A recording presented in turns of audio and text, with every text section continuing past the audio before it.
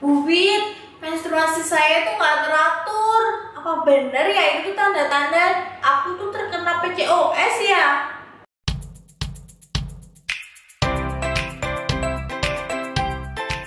Hai, selamat datang di Bidan Intan. Bidan Intan pemberi ketenangan.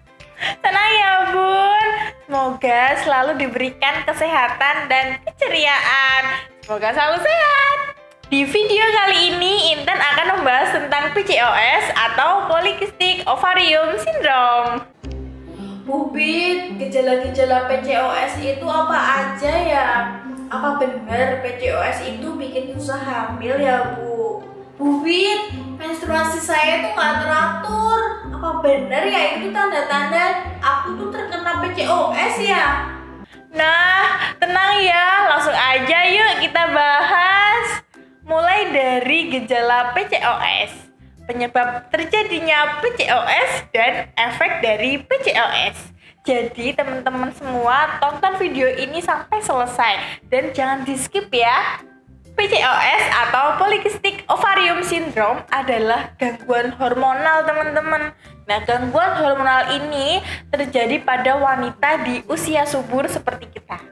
Nah, dan adanya kadar hormon maskulin atau androgen, gangguan hormon yang terjadi pada wanita di usia subur seperti kita. Nah, dan ini tuh adanya kadar hormon yang dinamakan hormon maskulin atau hormon androgen yang berlebih atau kita sebut tidak normal. Nah, penyakit PCOS ini mempengaruhi indung telur atau ovarium teman-teman semua. Penyakit PCOS ini mempengaruhi indung telur dan ovarium penderita dan mempengaruhi proses ovulasi yang rutin terjadi di setiap bulannya.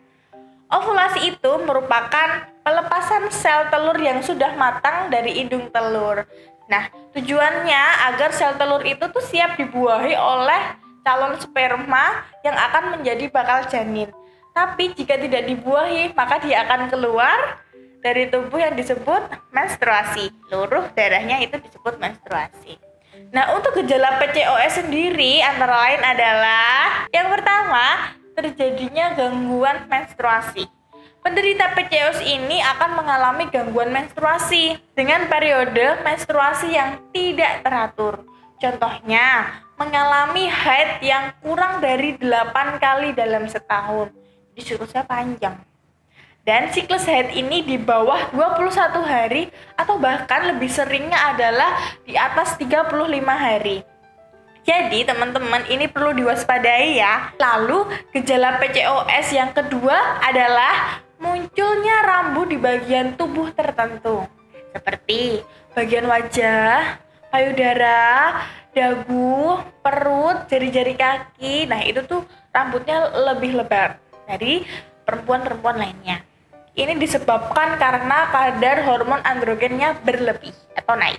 Hormon androgen yang berlebih juga menyebabkan kulitnya itu lebih berminyak dari biasanya. Kondisi ini bisa menimbulkan munculnya banyak jerawat di area wajah dan dada teman-teman. Nah, punggung bagian atas pun juga biasanya terdapat jerawat-jerawat kecil begitu. Lalu gangguan hormon yang terjadi pada penderita PCOS sendiri ini juga menyebabkan penderita itu mengalami kerontokan rambut yang berlebih. Dari kerontokan yang awalnya itu sedikit dan lama-lama menjadi parah. Bukan karena menyusui ya, ini PCOS itu yang belum memiliki buah hati. Itu gejala-gejala PCOS ya teman-teman semua. Lalu penyebab terjadinya PCOS itu antara lain adalah yang pertama, kelebihan hormon insulin. Hormon insulin adalah hormon yang menurunkan kadar gula di dalam darah. Nah, insulin yang berlebih akan membuat tubuh itu meningkatkan produksi hormon androgen dan mempengaruhi sensitivitas tubuh terhadap insulin teman-teman. Lalu selanjutnya adalah adanya faktor genetik. Jadi, keluarga ada yang menderita PCOS sebelumnya. Besar kemungkinan keturunannya juga akan menderita PCOS. Nah, Bu Wit, kalau perempuan yang mengidap PCOS beneran gak bakal hamil ya, Bu Wit? Bener ya itu, Bu Wit? Jadi PCOS itu memang benar menjadi salah satu penyebab wanita sulit hamil. Seorang perempuan yang mengidap PCOS tentunya dapat mengakibatkan ukuran dari indung telur atau ovariumnya itu akan menjadi lebih besar. Nah, lebih besar dari ukuran biasanya loh ya. Nah, indung telur yang besar ini di dalamnya banyak mengandung kantong-kantong yang berisi cairan atau kista yang kecil-kecil. Nah, yang mengandung sel-sel telur yang belum matang teman-teman, sehingga sel telurnya itu sulit keluar atau gagal dilepaskan dan itu sulit dibuahi. Selain itu, hormon androgen yang cukup tinggi juga menghambat proses ovulasi teman-teman, yaitu proses sel telur sehatnya itu untuk dibuahi. Tapi tenang ya bunda-bunda, teman-teman semua, perempuan penderita PCOS tetap bisa hamil walaupun peluangnya itu memang lebih kecil, sehingga perlu usaha yang lebih dan kompleks ya bunda, teman-teman semua, seperti terapi kesuburan dengan dokter SPOG dan tentunya menerapkan pola hidup bersih dan sehat. Kalaupun bisa hamil, penderita PCOS ini juga mempunyai resiko yang lebih tinggi dari perempuan-perempuan lain, yaitu mengalami keguguran dan kelainan prematur.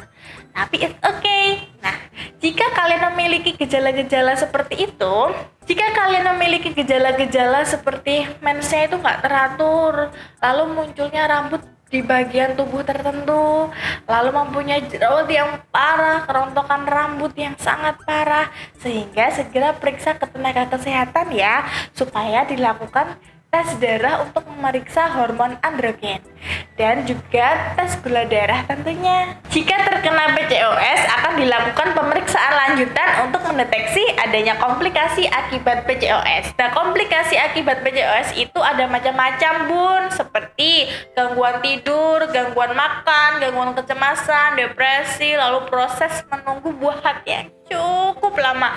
Itu adalah hal yang sangat dinantikan. Bisa juga jika sedang hamil dan mengalami keguguran dan lahirnya itu prematur, lalu hipertensi saat hamil, diabetes, hepatitis, sindrom metabolik dan bahkan sampai kanker endometrium. Biasanya PCOS diatasi dengan obat-obatan terapi dan perubahan gaya hidup yang lebih sehat dengan tidak makan gorengan, rajin olahraga, tidak makan tepung-tepungan, junk food, dan perbanyak konsumsi sayur dan buah. Tentunya minum air putihnya juga cukup ya. Sekali lagi Intan ingetin, kalau kalian merasakan gejala-gejala PCOS yang sudah Intan sebutkan tadi, tentunya langsung periksa ke tenaga kesehatan. Oke? Nah, itu tadi ya teman-teman, bunda-bunda penjelasan mengenai PCOS dan kenapa PCOS itu menjadi salah satu penyebab perempuan sulit hamil. Tentunya semoga bermanfaat ya, semoga selalu sehat, dan jangan lupa di like ya, dan langsung komen di kolom komentar jika ada pertanyaan yang ingin ditanyakan. Jangan lupa juga ya di share teman-teman semua, dan langsung tekan tombol subscribe supaya tidak ketinggalan di video-video terbaru lainnya. Sampai jumpa di video selanjutnya, bye.